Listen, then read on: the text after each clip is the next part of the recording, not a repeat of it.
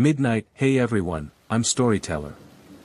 I know you're using this video to relax or fall asleep, so be sure to like and subscribe. What time are you watching? Leave a comment below. Now, chill. 020. I used to rent a small house in the suburbs. It was old but spacious, and most importantly, the rent was cheap. 035. Everything was fine until I noticed something strange. There was no basement in the floor plan the landlord gave me. But right in the kitchen, there was a door that led down to a dark staircase. 050. I called the landlord to ask. He was silent for a moment, then said in a strange voice, "Just don't go down there." 105. I asked why, but he just repeated the same thing and hung up. 115. Of course, that only made me more curious. 125. The next night, as I slept, I heard a sound coming from underneath the floor. A soft, steady tapping. 140. I sat up. It sounded like someone was tapping on the basement door from below. 150. I slowly walked to the kitchen, stood in front of the basement door, and listened. 205. This time, there was no tapping. Just silence, too much. 215. I went back to bed, trying to convince myself that it was just the old plumbing. 230. But on the third night, things got even stranger. 240. I was awakened by another noise, footsteps, right under the floor. 255. I froze. No way. There was no one in that basement, right? 310. The next morning, I decided to check it out. 320. I opened the basement door. An old wooden staircase led down into darkness. 335. I turned on my flashlight and slowly walked down. The space down there was damp, the concrete walls bare and nothing but dust. 350. But then I saw it. 4 o'clock on the opposite wall was another door. An old wooden door with a rusty lock. 410. I didn't remember seeing it from above. It was like it had just appeared. 425. I walked closer. Something wasn't right. 435. When I reached for the lock, I heard breathing. 445. Not mine. 450. From behind the door. 455. Then a hoarse voice whispered. 5 o'clock, don't open it. 510. I didn't wait any longer. I ran up the stairs, slammed the door, and never went down to the basement again. 520. But that night, I heard a knock. 530. This time, it came from right behind the kitchen door.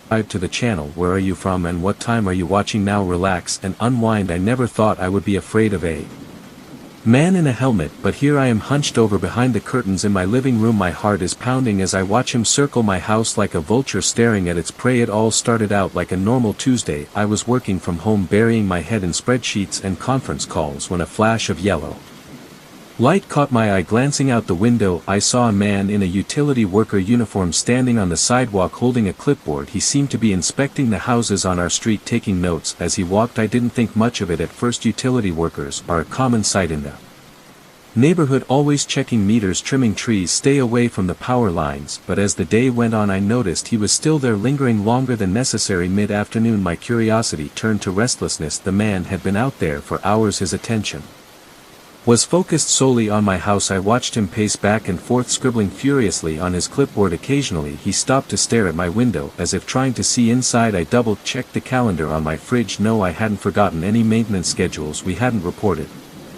Nothing was wrong, so why was he focused on our property? As the sun began to set, casting long shadows across my front lawn, I decided to confront him. I stepped outside, plastered a friendly smile. "Can I help you?" I called the man's head, suddenly looking up. Eyes met mine for a moment. He looked startled, as if he hadn't expected anyone to be home. Then his face softened into a smile. "Smile blandly. Just doing a routine check, ma'am," he answered. His voice was odd. Nothing to worry about, but there was a lot to worry about when he spoke to me.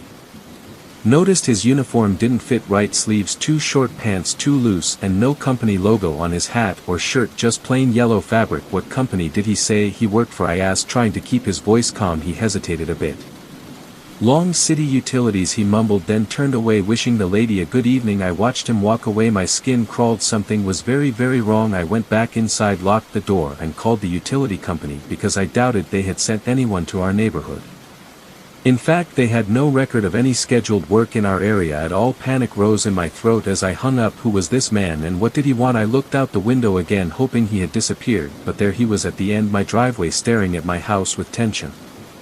It made my blood run cold. I called the police. My fingers were shaking as I dialed. The dispatcher assured me they would send someone out to check it out, but it might take a while. Apparently there had been a major collision on the freeway and most of the cops were tied up with that, so I waited and watched the sky darken. The street lights flickered on. The man was still a creepy silhouette in the gathering darkness. He had dropped all pretense of working now, no longer bothered with his clipboard. He just stood there watching, waiting. I made sure every door and window was locked. All the curtains were zipped up except for a small crack I could see through. My phone was clutched in my sweaty palm, 911 ready to call at any moment. Hours passed. The street became quiet as my neighbors settled in for the night, unaware of the silent confrontation happening outside. I didn't unable to take my eyes off him, afraid that if I looked away for even a second he would act. It was almost midnight when he finally did. I had just glanced at my phone to check for updates from the police when I heard a light scratching sound coming from the side of the house. My heart jumped into my throat when I realized he was no longer standing in the driveway,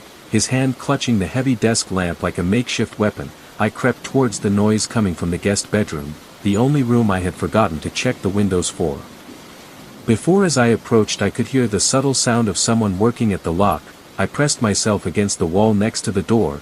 The lamp was raised, ready to turn. The scratching had stopped, replaced by the gentle sound of the window being pushed open, a cool night breeze. The air brushed my face as the window opened.